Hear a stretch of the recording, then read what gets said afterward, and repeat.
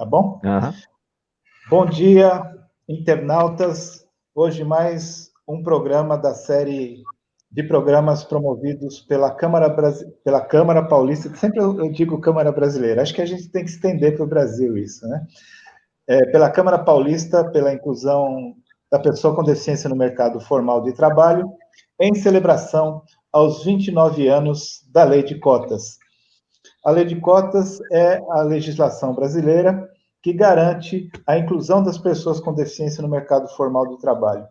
É uma legislação que, a todo momento, tentam solapar, a todo momento tentam fazer com que essa legislação perca força, mas a Câmara Paulista, pela inclusão da pessoa com deficiência no mercado de trabalho, é uma das instituições que tem lutado pela preservação e pelo fortalecimento dessa legislação. A Câmara Paulista é formada por organizações do primeiro, segundo e terceiro setor,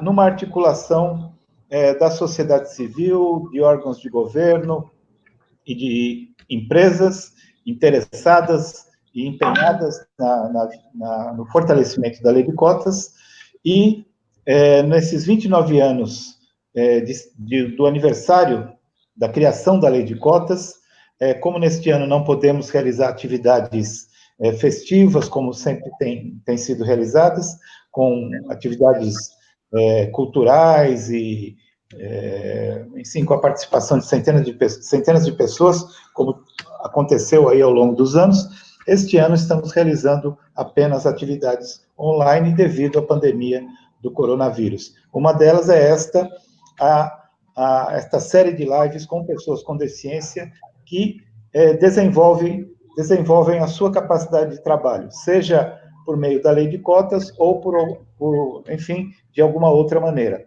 Mas o tema sempre das nossas conversas tem como centralidade a Lei de Cotas. E hoje eu tenho a alegria de entrevistar aqui meu amigo Pedro Lang.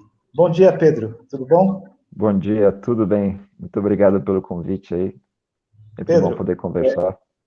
Que bom. A gente costuma pedir para que a gente tenta fazer com que os nossos programas sejam bem acessíveis. Temos aqui o Luan como nosso intérprete de Libras, as pessoas que assistem também têm acesso à legendagem, e nós pedimos para que as pessoas façam uma autodescrição bem sucinta de como elas são, né, de como elas estão em termos de sua aparência.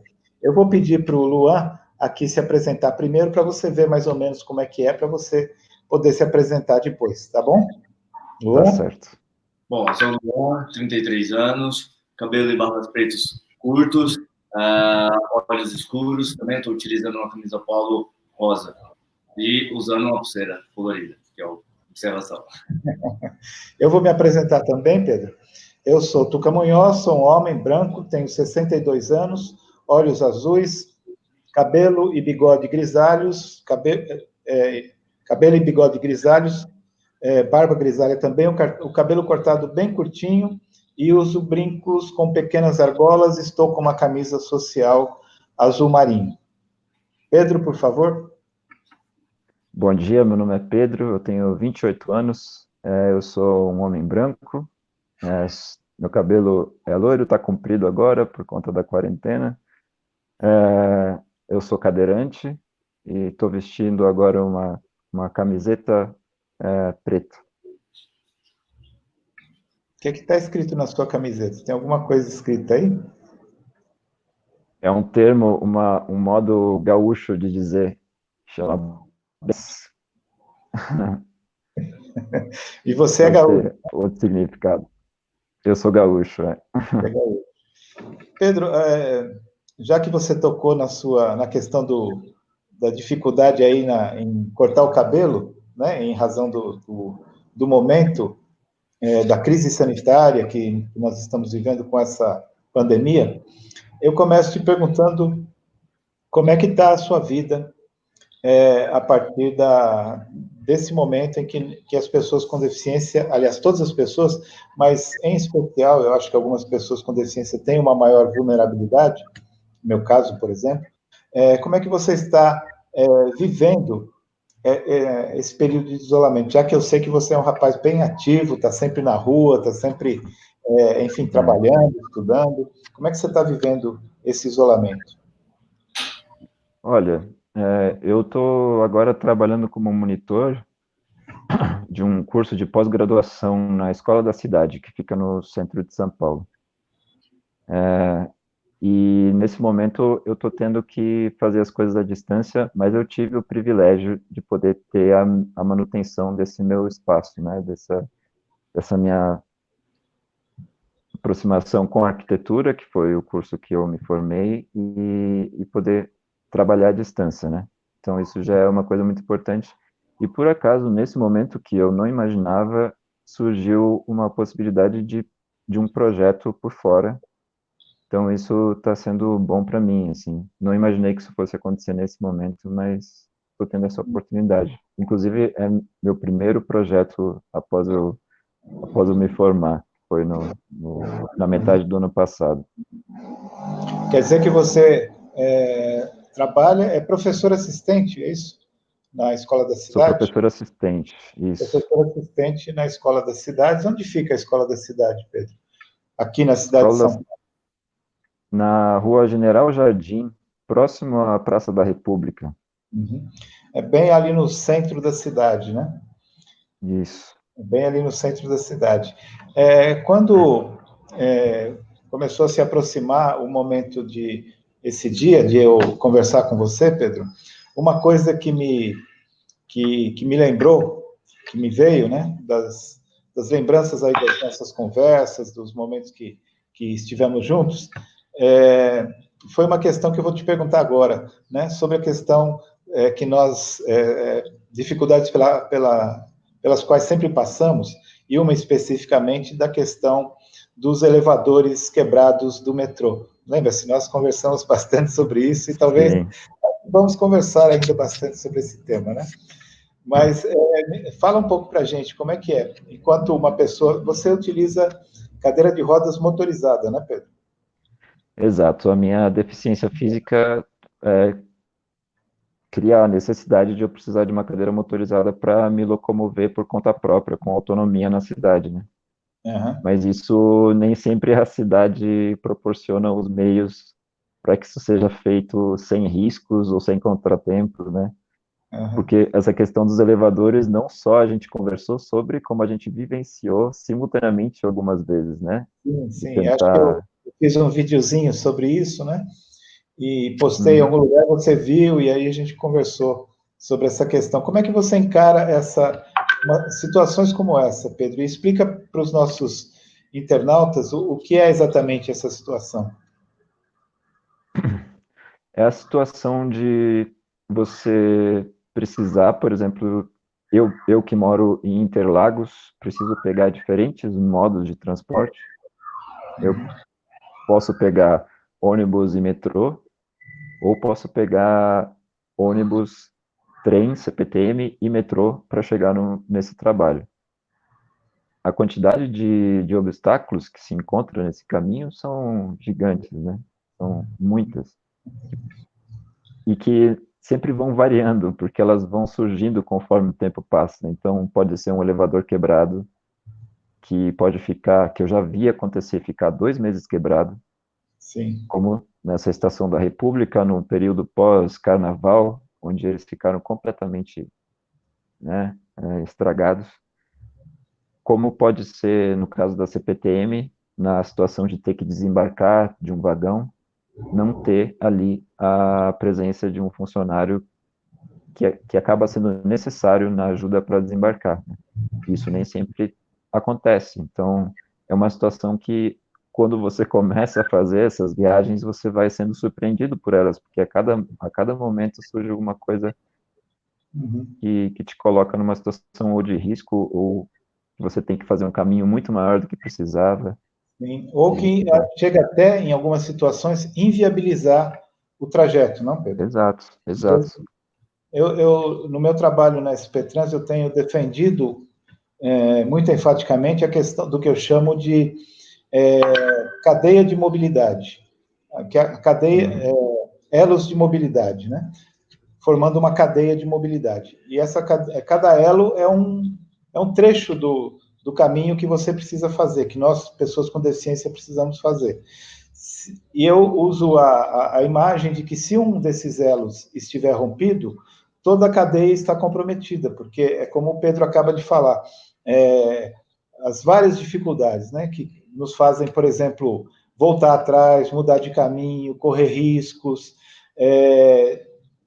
ter que disponibilizar de um tempo para fazer a viagem é significativamente maior do que uma pessoa sem deficiência, não é, Pedro? Exato. Pessoa, Exato. vou chutar que uma pessoa sem deficiência faria esse trajeto em 1 hora. Eu quero crer que você, no mínimo, 50% a mais desse tempo, não é isso? Com certeza. Ou mais Com ainda. certeza. Né? Inclusive, eu costumo chegar no meu trabalho com 1 hora de antecedência. E daí para menos. Das dificuldades, não? Exato, para evitar de me atrasar. Exato.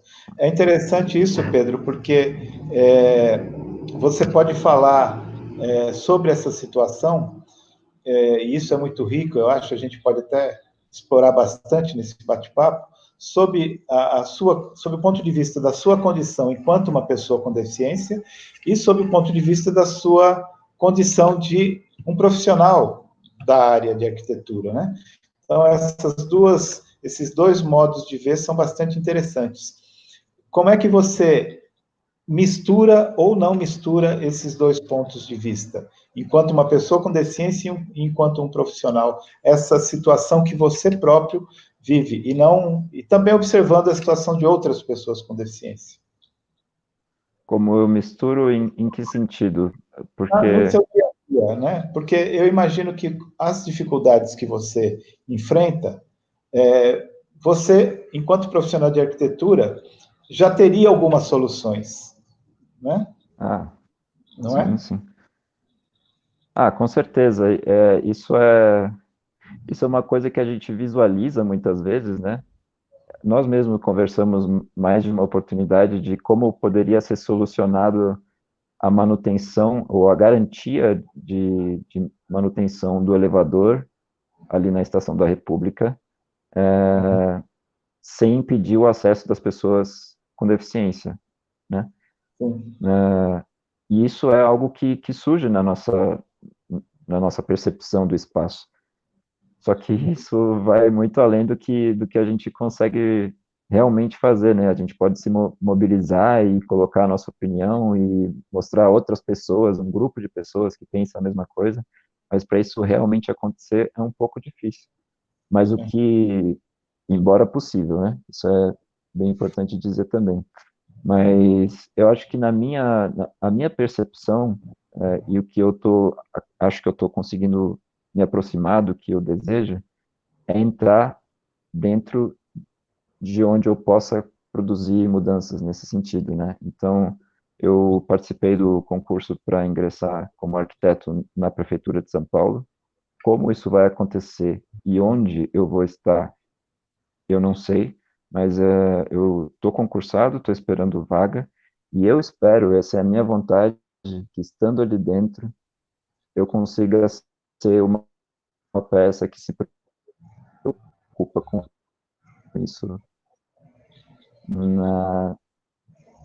na arquitetura, conforme se preocupando nesse sentido, né? Nesse aspecto, quando você fala da possibilidade de você, estando na prefeitura e numa área em que você possa ter um poder maior para interferir nessas situações, você está falando como um profissional, como arquiteto. E enquanto um cidadão com deficiência, qual seria o seu papel nessa realidade? Você está nos ouvindo, Pedro?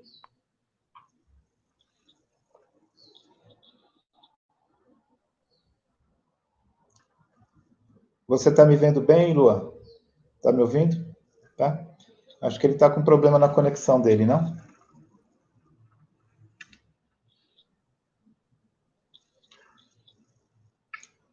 Você está nos ouvindo, Pedro?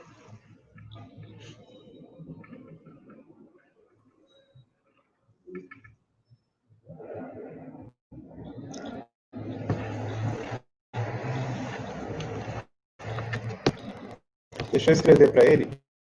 Gil, escreve para ele para ver se ele desliga e liga a internet dele. Entre em contato com ele.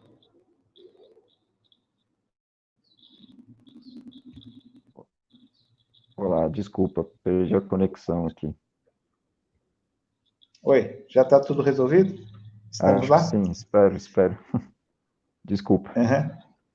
Eu estava te perguntando, Pedro, que você nos falou sobre a possibilidade de estar na gestão pública enquanto profissional para tentar interferir em realidades como essa.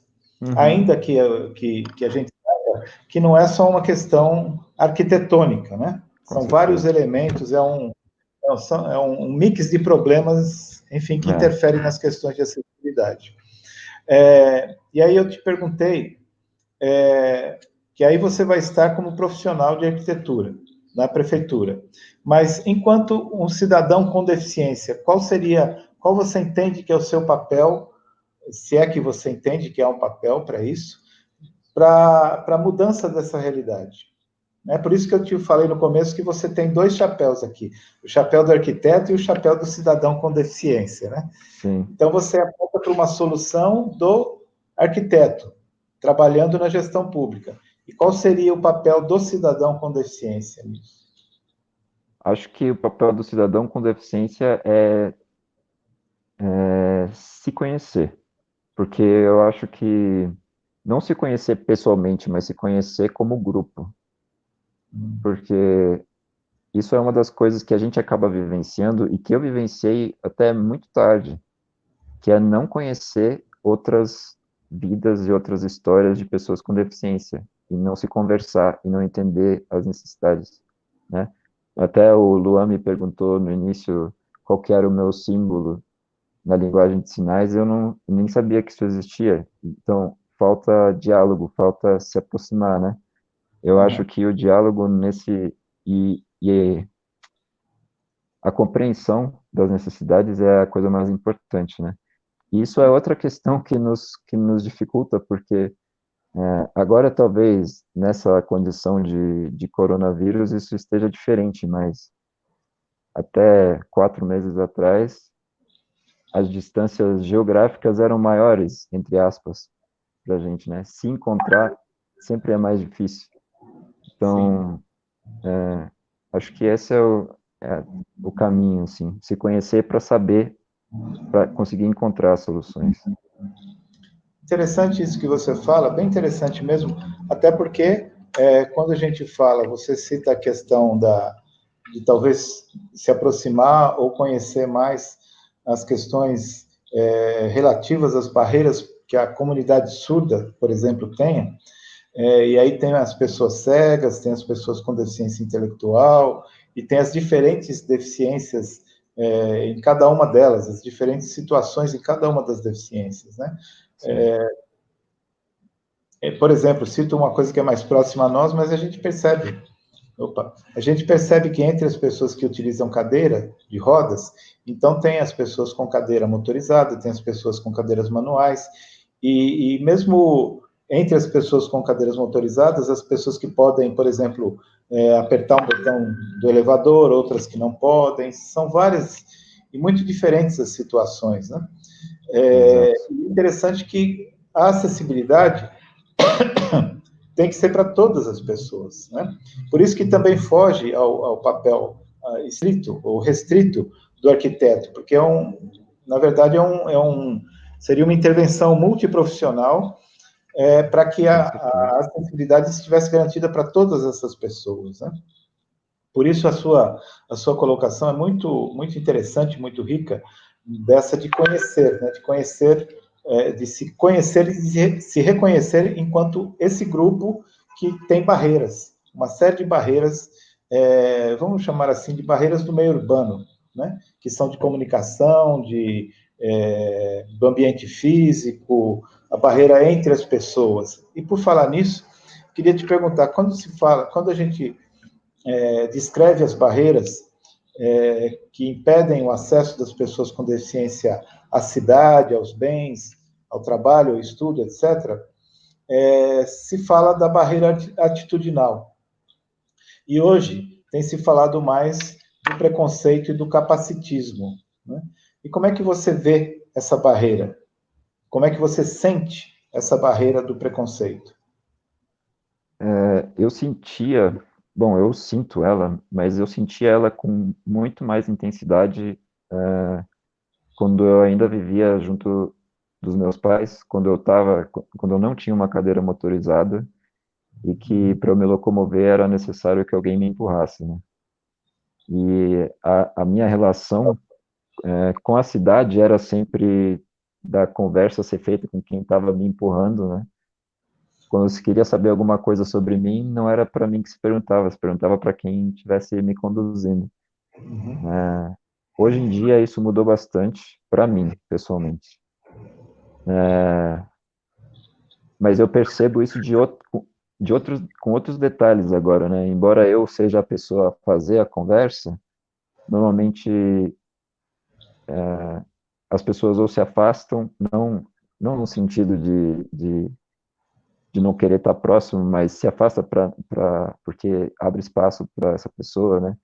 Eu sempre achei isso muito estranho, porque é uma coisa quase que instantânea, assim. E a gente nunca se sente não presente no espaço, a gente sempre chama muita atenção, assim. A gente sempre se vê presente no espaço, né? Isso é uma coisa que sempre me chamou a atenção. É interessante porque às vezes a gente quer chamar atenção e às vezes a gente quer ficar absolutamente discreto, não é? Mas Exato. é impossível. Né? É. E você, esse tipo de situação, essa cultura que existe, em que você acha, falando enquanto grupo, né? Não enquanto Pedro exatamente, mas em que você acha que ela prejudica as pessoas? E vamos falar mais objetivamente, em que você acha que ela prejudica as pessoas com deficiência no acesso ao mercado de trabalho? Eu vejo isso claramente como um dificultador de acesso, né? É você já imaginar que a pessoa não vai poder exercer alguns papéis ou produzir de maneira satisfatória. Bom, isso é a coisa mais complicada porque a gente vê as diferentes necessidades que cada pessoa tem,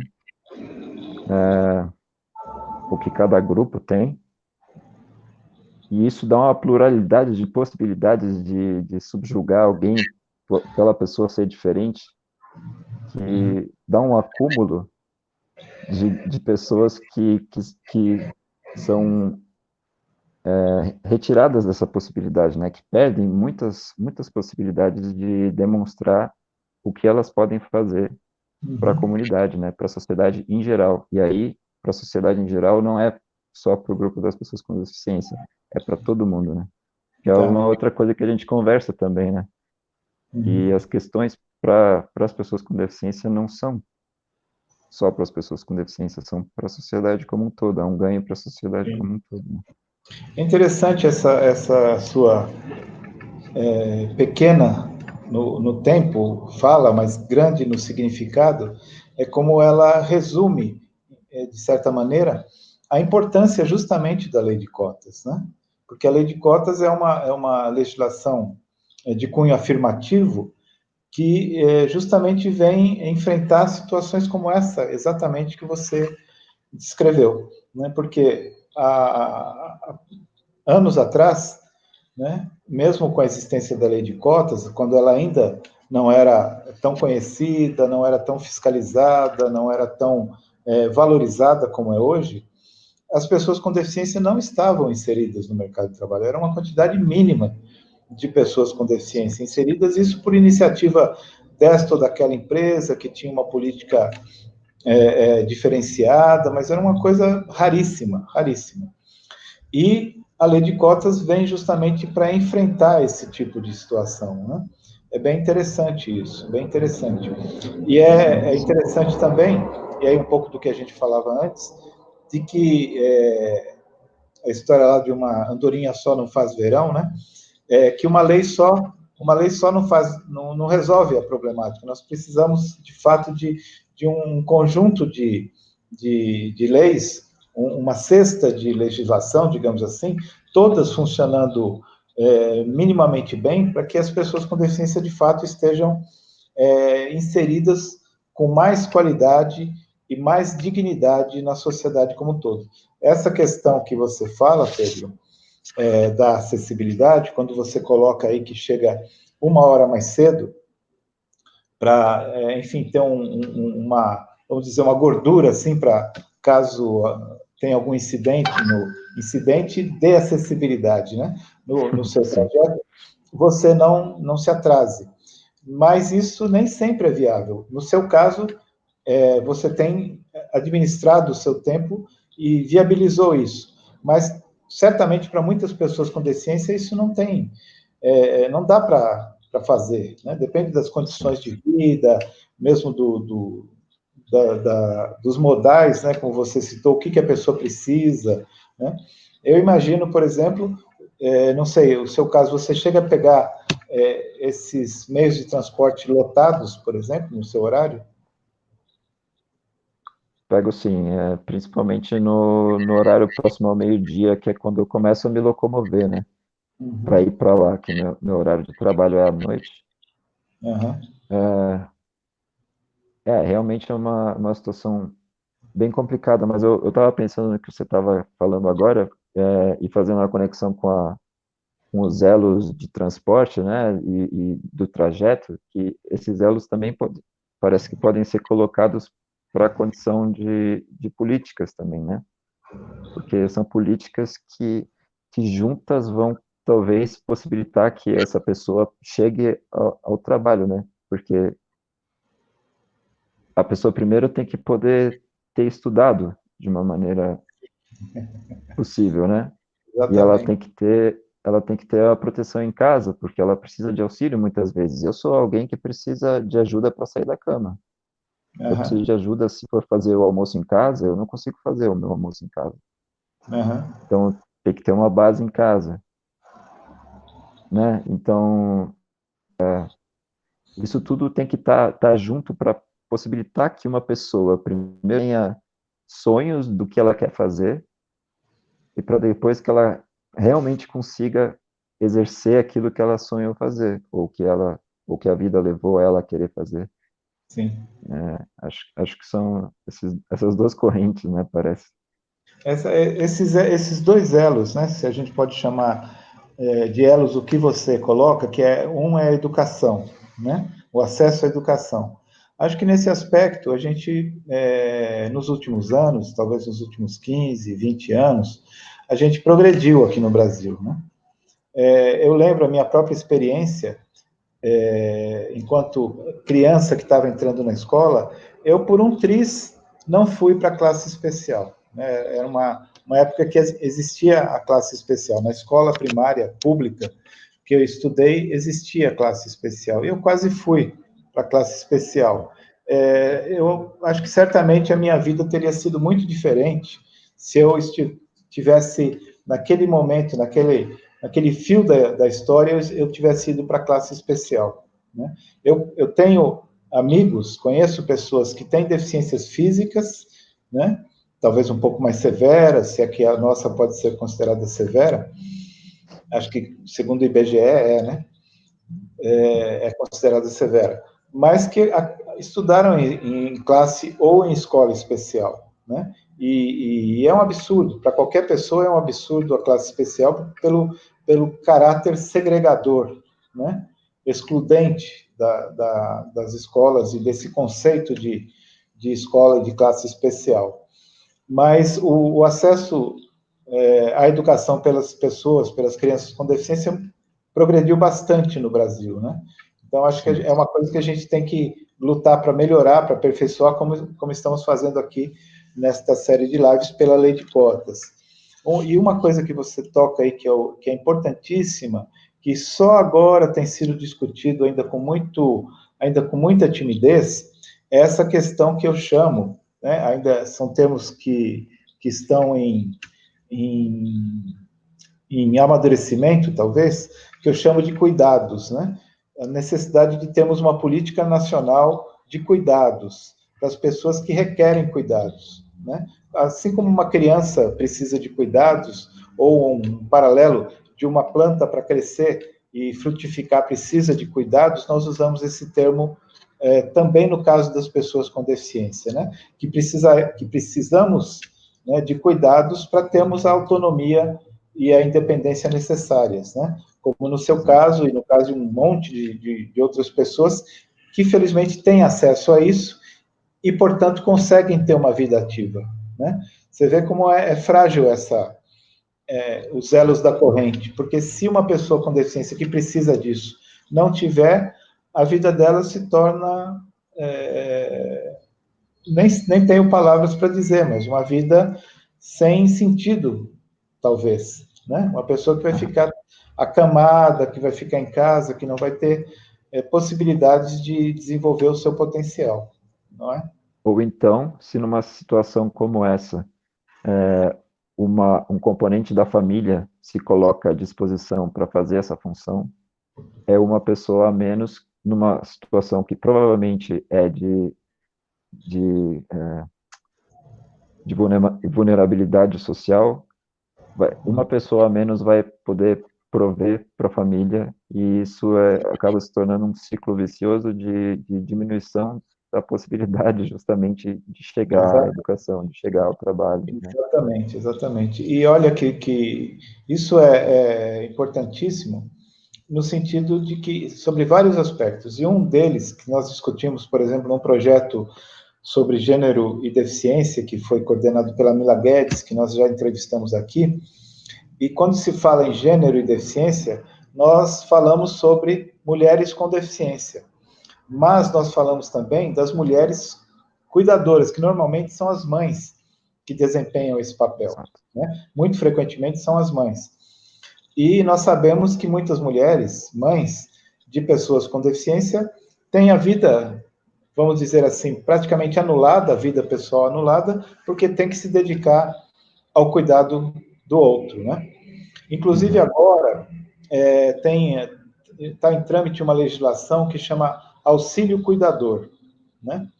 Que é uma questão que eu considero muito polêmica, talvez eu não conheça toda a extensão dessa legislação, mas esse projeto de lei, ele visa prover um auxílio de um salário mínimo à pessoa que cuida, né? Vamos dizer que a mãe de uma pessoa com deficiência cuida, então ela passaria a receber esse salário mínimo. Eu, pessoalmente, acho muito problemático isso, porque, que a pessoa está trabalhando 24 horas por dia, não é? Ela está presa àquele trabalho, né? Porque a pessoa que depende dela depende 24 horas por dia. E 7 dias por semana, 30 dias por mês, 365 dias por ano, né? Então, você resolve o problema de uma maneira, talvez, maquiada, né? Não resolve, né? Você dá um auxílio financeiro para aquela pessoa, mas não resolve o problema.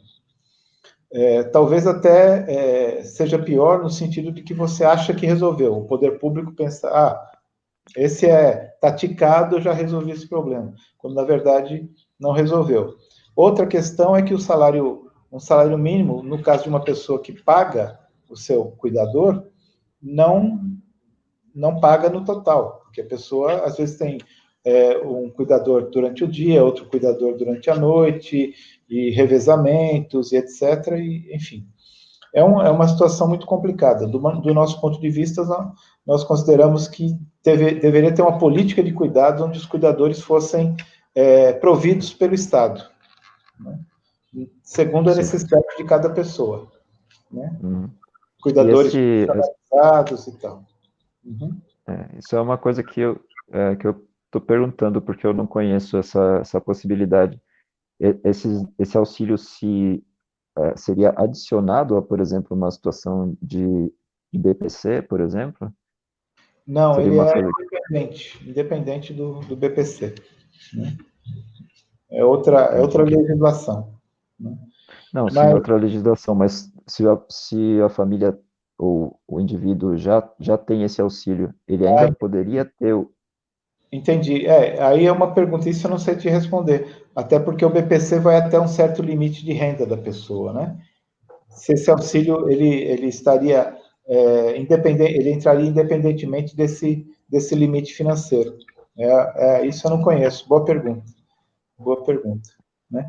Na Europa existe já uma política que provê os cuidadores ou os assistentes pessoais, ou o nome que vem a ter, para as pessoas com deficiência. Em alguns países, né?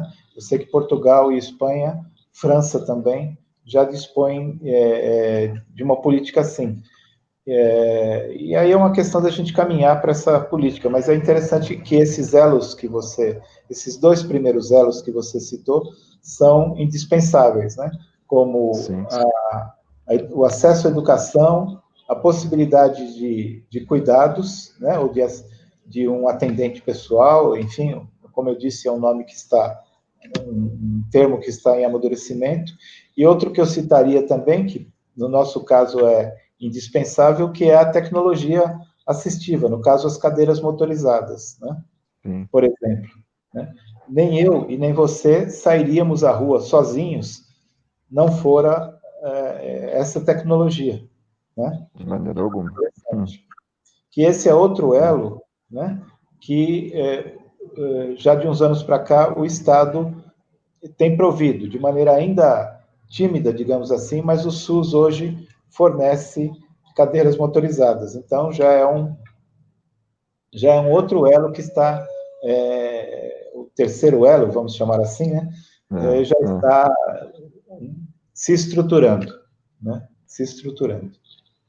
É uma coisa que eu estudei um pouquinho sobre, não que eu tenha muito conhecimento, mas o que eu achei interessante ao ver sobre essa questão do SUS prover tanto o material, né, tanto a cadeira ou a prótese, como também a manutenção, se eu não me engano, né, desses equipamentos.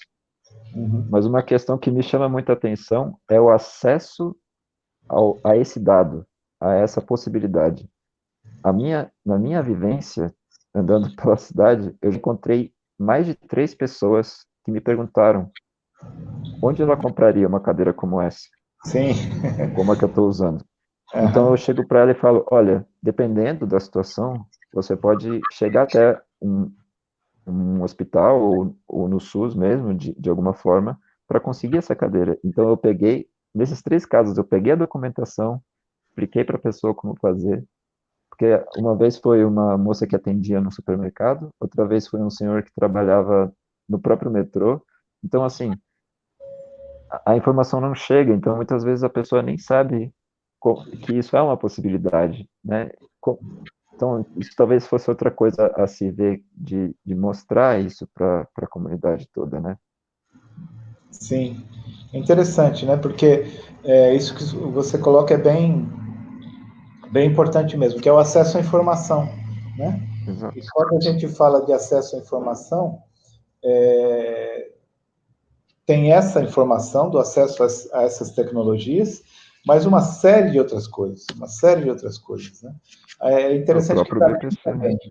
para mim também, várias pessoas, aí eu já perdi a conta, você está nos 3, mas eu já perdi a conta de quantas pessoas chegam para mim e falam, olha, onde o meu vizinho ou meu filho, não sei o quê, precisa de uma cadeira assim, onde eu consigo e tal, né?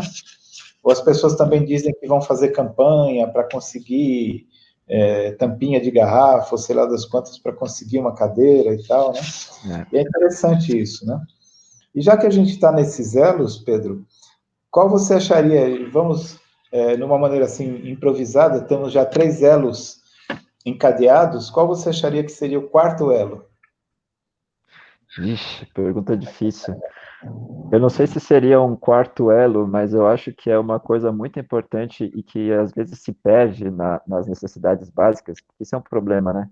quando as necessidades são muito básicas, às vezes a gente esquece de umas coisas que também são necessárias, mas que a gente não vê como tão básicas, que é o lazer, né? Então, embora seja extremamente importante e faça toda a diferença para uma vida saudável e para que a mente da pessoa ajude a segurar as outras coisas, né? Então, exemplo, o Atende, que é uma conquista gigante no município de São Paulo. Eu não sei se é grande São Paulo ou se é só no município, acho que é só no município. Municipal. É uma conquista muito, muito importante que leva pessoas em uma viagem de ida e volta, né? 2 viagens, então, uma ida e uma volta, Sim. para um desses compromissos: educação, trabalho, Né? e questões médicas, né? Sim. Atendimento médico, sim. É super importante, mas onde essa pessoa, onde ela vai ter o tempo e o espaço para conviver com o lazer, de conviver com exposições, de conviver com teatro, de conviver com cinema, de conviver com apresentações musicais, ou de encontrar amigos em algum outro lugar que não seja a sua própria casa, você consegue sair de lá, entende? Então, eu acho que, embora não seja um elo de fazer as coisas funcionarem na lógica que a gente vive hoje, talvez seja um elo adjunto, vamos dizer assim, um elo lateral, que faz toda a diferença, né? Que dá uma beleza para as coisas, que dá uma leveza para tudo também. Sim, sim. Nisso a gente entra na própria questão da mobilidade das pessoas com deficiência, né? Porque, de fato, quando a gente começou a conversar e você colocou todas essas dificuldades que se tem para chegar ao trabalho, né? E eu acho que não queria até que você fizesse suas considerações sobre isso, não é nada difícil que uma pessoa com deficiência desista de ir a determinado lugar em razão dessas dificuldades.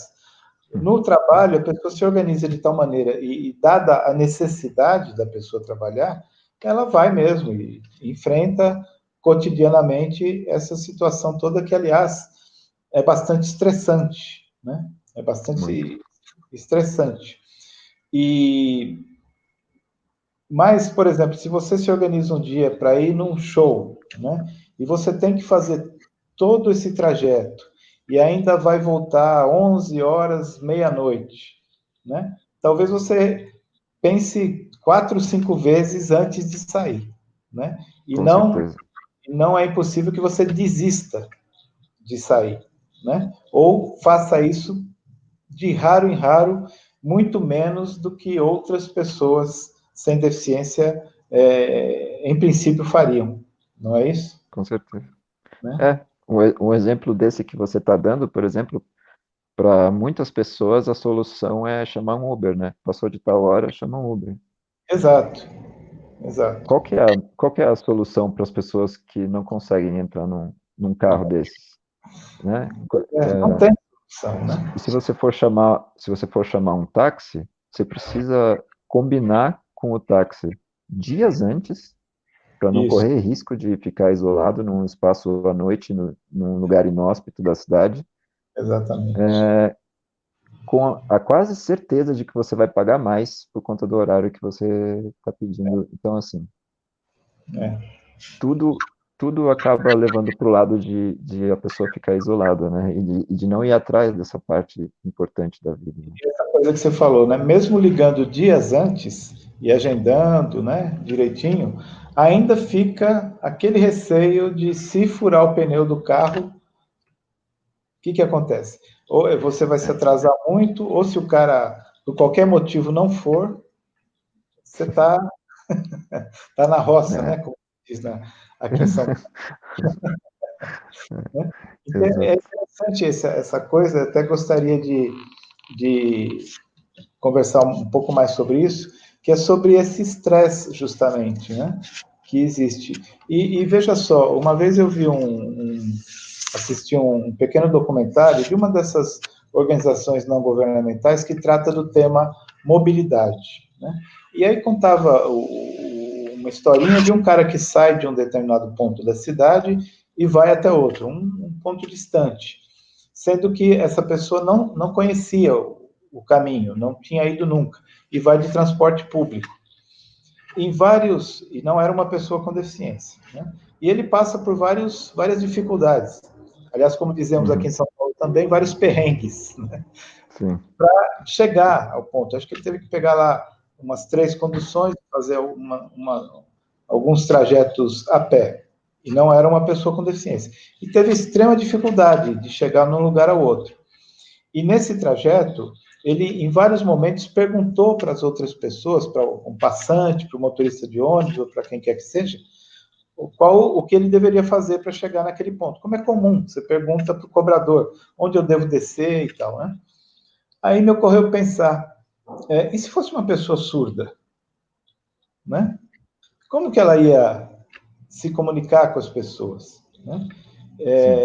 Você vê, é um dado que nós não passa na nossa cabeça, e eu te falei das várias questões, das várias barreiras, e a gente pensa que essas barreiras são só para o cadeirante, ou um pouco para o cego, né? Mas para uma pessoa surda, né? E cada um de nós 3 aqui, eu, você e o Luan, já perguntamos para o cobrador, ou para o motorista, ou para alguém, né? Onde que a gente desce. Deixa eu ver uma pergunta aqui.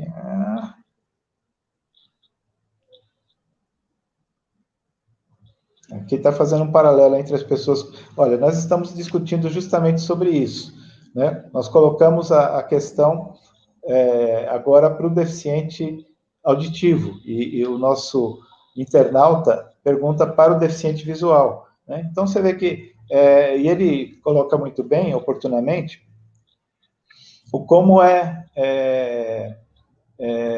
quantidade de barreiras e das diferentes barreiras que existem, né? Quando eu assisti esse documentário, eu perguntei lá para os realizadores, né? E que tal se a gente colocasse enquanto essa pessoa que faz o trajeto, no caso era um homem, né? Esse rapaz que fazia o trajeto, e se a gente colocasse uma pessoa com deficiência auditiva, a gente ia identificar uma série de barreiras, colocando um deficiente visual, outra e distinta série de barreiras, uma pessoa com deficiência física, outra distinta série de barreiras. Aí a gente juntando todas vai dar, sei lá, dezenas de barreiras diferentes, não é? Que é interessante, né? Como a cidade é elaborada de maneira absolutamente excludente para alguns grupos sociais, não é? Extremamente. Uhum. E aí eu queria que você me falasse um pouco mais sobre esse tema, Pedro, do estresse. Como é esse estresse? Como é que você trabalha essa questão do estresse da mobilidade? Olha, da dificuldade da mobilidade, você quer dizer, né? Não o estresse mental da coisa, o estresse... As dificuldades geram estresse. Sim. Não é? Uma coisa que você se cansa daquele todo dia, a mesma dificuldade, você sai de casa sabendo que vai enfrentá-las e sabendo que eventualmente e frequentemente terá novas e diferentes dificuldades, né? Ou o elevador quebrado, ou o atendente da CPTM que não aparece, ou buraco novo que tem no caminho, não é? É uma coisa interessante. Eu não sei se eu conseguir achar o melhor jeito de escapar desse estresse, mas eu tento aproveitar ou me munir dos tempos em que eu estou seguro, né? E saber exatamente o modo de ficar seguro. A sensação de segurança no transporte, para mim, é o que me deixa tranquilo. Tudo bem, se eu perco um tempo que não tem muito motivo, que você fica pensando, por que eu estou perdendo esse tempo esperando um elevador? Óbvio que isso estressa, mas para mim é muito pior o estresse da sensação de falta de segurança. Então, eu aprendi com o tempo onde ficar e como ficar dentro do transporte ou nos diferentes... Quando você diferentes fala essa falta de segurança ou a segurança, a que exatamente você se refere? a risco de acidente. Por exemplo, com um elevador quebrado vai me obrigar praticamente a acessar os diferentes níveis das estações por escada rolante, que para mim eu não tenho a menor capacidade física de fazer isso com segurança por conta própria. Tem que ter alguém para fazer isso. Uhum. Então eu meio que montei na minha cabeça uma sequência de coisas que eu falo para a pessoa que vai me ajudar ao que fazer para que eu esteja no controle. É o Para que a manualzinho, coisa... né? Você tem um É um manualzinho. manualzinho que eu repito, como se fosse um Sim, mantra, assim, para a pessoa que vai me ajudar. eu tenho isso. Eu também tenho isso. Esse manual. Então, então eu digo, exemplo, né? Eu falo, deixa que eu acerto a cadeira, porque os degraus vão subindo, né? Da escada rolante, eles vão se movimentando. Eu falo, ó, espera eu acertar a roda da frente. Quando a cadeira começar a tombar, aí você faz força. Porque a pessoa quer te ajudar e ela empurra a cadeira antes do necessário e você perde o controle da cadeira. Daí fica uma roda fora do espaço certo e a chance de escorregar, uma cadeira pesada como a que eu estou agora. Esse é o tipo de Uhum. sensação que me tira do sério, quando eu não consigo ter controle da minha própria segurança física, né? Até porque, para No mim, caso, uma queda é muito séria para mim. O sim, risco de uma fratura, para mim, é quase certo, né? É quase certo uma fratura se eu cair da minha cadeira. Então, é o que mais me deixa é preocupado. interessante. É interessante porque aí você coloca também a questão. Até ia te perguntar outra coisa, mas quando você fala do risco, é interessante porque em diferentes níveis nós somos mais frágeis também do que outras Uhum. pessoas. Se o Luan aí cair um tombo, ele não vai se machucar como talvez nós nos machucássemos, né? Então nós temos uma fragilidade também. A cidade teria que ter essa compreensão, né? Se eu posso usar esse termo, mas a cidade precisa estar preparada para essas fragilidades também, que são fragilidades Sim, humanas, né? Como os idosos também. sim. É Mas isso interessante. também leva a uma outra questão, né? Porque uma maneira, por exemplo, de garantir essa segurança são os lugares, os nichos, onde as pessoas, os cadeirantes, por exemplo, ficam em um metrô, por exemplo. Mas isso é uma coisa que muitas vezes, principalmente eu sinto isso no ônibus, que você fica quase que afastado das outras pessoas. Você tem, né, se o espaço não está cheio, você está afastado, provavelmente não vai estar junto de quem você está acompanhando, é muito provável que isso vai acontecer, ou você vai ter que fazer viagens diferentes para... Acho que a questão é como garantir a segurança sem privar a convivência, né? Sim. Isso é uma coisa muito difícil. Como não criar uma segregação de espaço para garantir a segurança? Por Isso falar é em uma coisa segurança, que me intriga até hoje, que eu não consigo achar a solução, eu acho. mas esse é um tema interessantíssimo também, olha só. Por falar em segurança, Pedro, você se sente seguro no ônibus, por exemplo, o sistema lá que te prende, aquilo é seguro? Você entende que aquilo te provê a segurança necessária? Não, são duas coisas, assim. Primeiro, três coisas, na verdade. Primeiro, o sistema que me prende, que segura a cadeira no lugar, né? Já várias vezes aconteceu graças a Deus, não numa freada ou numa curva, o cinto simplesmente soltar. Ele era para estar preso, mas ele se solta, ou então um parafuso que não estava muito bem preso se solta naquele momento. Já aconteceu várias vezes. Outra coisa é eu não saber como o motorista vai lidar com as curvas, principalmente com as freadas, que já aconteceu também muitas vezes de eu entrar num ônibus que está sendo conduzido de uma forma que não é respeitosa com quem não tem força de se segurar numa curva, feita em alta velocidade, né? Isso, crianças, idosos, né? grávidas, né, gestantes. Isso é outra coisa. E a terceira é a distância que em alguns ônibus o cadeirante fica do cobrador, que acabou ficando com essa função de socorrer em questões de, né? Então tem ônibus que eu tô lá atrás no segundo, depois da sanfona, e o cobrador está lá na frente, os ônibus nos articulados. articulados. Como que eu vou entrar em contato ou fazer com que o cobrador chegue até mim para me ajudar, me socorrer no momento que eu não estou me sentindo seguro, né? Que já aconteceu também. E eu faço o papel de louco, gritando lá de trás do ônibus para... Quando você fala que está se sentindo seguro, é porque a cadeira mexe ali, ela não fica adequada. A cadeira mexe. Uhum.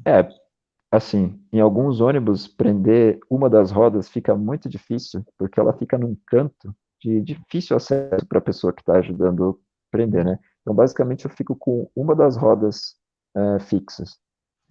Dependendo da curva que é feita, a cadeira desliza totalmente assim para o lado, e já aconteceu de eu ficar de frente para a porta de saída lateral do ônibus, sendo empurrado naquele sentido da porta, porque a cadeira não estava conseguindo ser mantida no lugar pelo sistema ali de segurança, né, que eles têm. Isso que eu refiro como estresse, sabe? Essas situações que a gente passa que nos deixam nervosos, assim, tensos, não é? São situações, né? Assim, e, por exemplo, uma coisa que acontece comigo, não sei como é que você lida com isso, é que quando a gente vai, por exemplo, descer do ônibus, a gente nunca sabe como que vai ser essa descida, né? A gente não sabe se a rampa vai ficar muito inclinada, pouco inclinada, né? Como que vai ser todo esse procedimento.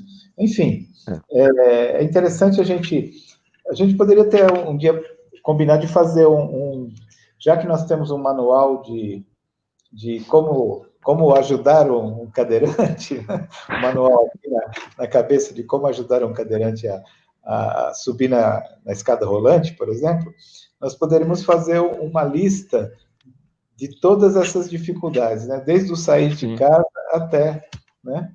E poderia ser uma lista individual e uma lista social, né? Sim, isso é uma coisa que me fez lembrar agora, a questão de observar pelo Street View, né? Cada lugar que eu vou passar que eu não conheço, se eu vou fazer um trajeto que eu não conheço, eu olho qual que é o tipo de ponto de ônibus que eu vou descer, se é um ônibus de corredor, porque daí é garantido que a plataforma vai estar um pouquinho mais alta, então a rampa não fica tão inclinada na hora de descer, me sinto mais seguro.